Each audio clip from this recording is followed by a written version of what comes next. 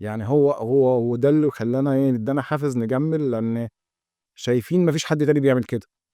وعلى صور التأثير اللي كنا شايفين ان احنا بنعمله في المجتمع حوالينا، ولكن كنا مؤمنين اننا لما بنروح مثلا نوصل اوردر لحد في البيت وفي وقت احتياج وهو مش قادر يطلبه، يعني اللي بيستخدمها العميل في شكل تكنولوجي بطريقة مريحة. انت النهارده بتشتري طلباتك من السوق. لان دي تخصصات مثلا هتعملوا الصيدليات والمستشفيات مثلا، لا مش يعني خدمات، تعملوا سوبر خدمات. ماركت لوحده مثلا. خدمة المشتريات دي خدمة. اه. في خدمة التاكسي الذكي، دي خدمة. خدمة الإصلاحات والأعمال المهنية، دي خدمة.